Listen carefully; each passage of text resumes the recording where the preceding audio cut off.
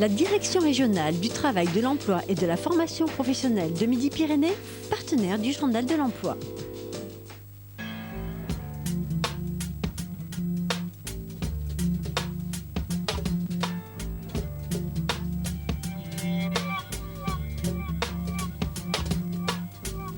Bonjour et bienvenue dans le Journal de l'emploi. Aujourd'hui, nous allons parler d'un dispositif de maintien dans l'emploi des personnes handicapées. Brigitte Olive, bonjour. Bonjour. Vous êtes donc coordinatrice du plan départemental d'insertion des travailleurs handicapés de la Haute-Garonne et vous êtes donc venue nous présenter ce dispositif de maintien dans l'emploi. En quoi il consiste ? Mais voilà, je voulais définir un peu ce qu'était le maintien en emploi. En fait, on appelle situation de maintien toute situation où une personne se retrouve dans l'incapacité de continuer sur son poste de travail du fait de problèmes de santé. Donc, à partir de ce moment-là, on va mettre en place un certain nombre de dispositifs qui vont faire qu'on va régler cette situation et essayer au maximum d'éviter le licenciement pour inaptitude.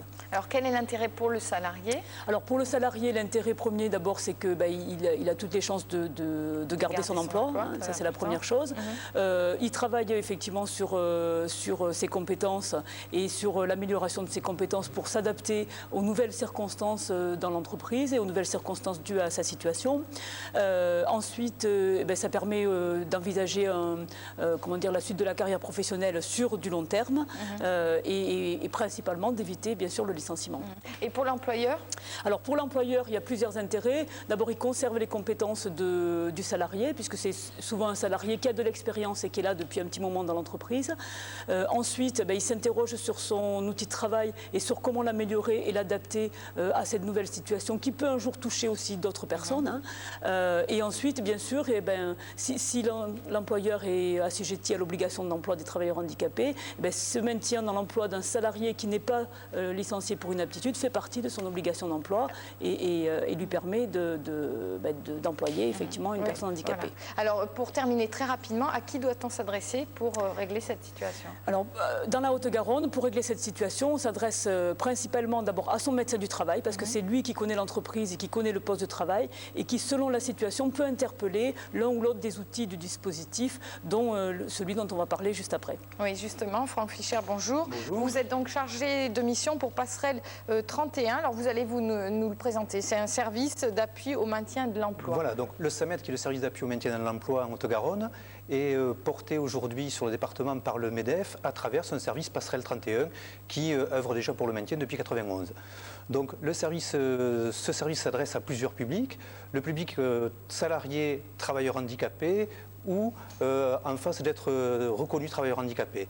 On va trouver dans cette population des salariés qui ont été déclarés inaptes ou qui ont un risque d'inaptitude sur le poste de travail, des salariés qui sont en arrêt de travail et dont la reprise va nécessiter une adaptation à leur handicap, et des salariés dont le handicap s'aggrave du fait de l'évolution du contexte professionnel dans lequel ils évoluent. Alors, est-ce que vous pouvez me donner quelques exemples ? Quels sont les exemples qui se présentent le plus souvent ? Alors, justement, le SAMET va pouvoir faire intervenir des opérateurs spécifiques en fonction du handicap. Donc, on va pouvoir traiter des handicaps auditifs, des handicaps visuels, des handicaps moteurs. Ce qu'on rencontre le plus souvent, ça va être des handicaps liés à des problèmes de dos, de port de poids, de station debout prolongée. Donc, le SAMET, en liaison avec le médecin du travail, va faire intervenir les partenaires et les opérateurs spécifiques pour mettre en œuvre et conduire les projets de maintien. Alors, il y a eu un dernier exemple que vous avez réglé, je crois que vous m'en parlez. Oui, on vient de finaliser un dossier dans une société de câblage électronique, qui est la Sotrem, un salarié qui avait une déficience au niveau des membres inférieurs et dont l'activité était le câblage. Il était jusqu'à maintenant obligé de se déplacer de son poste de travail pour aller chercher les composants. On a donc aménagé sa situation de travail par un fauteuil adapté. Oui. Et puis par, si vous voulez, on a tout organisé autour de son poste de travail pour que ce soit les composants qui soient autour du poste de travail et non plus lui qui aille chercher les composants. En aménageant le plan de travail. Voilà. Merci pour toutes ces explications. Si on veut en savoir plus, on peut vous contacter au 05 34 31 96 50 ou alors par mail à passerelle avec un S31 @medef31.fr. C'est la fin du journal de l'emploi. Merci de l'avoir suivi. Je vous retrouve lundi.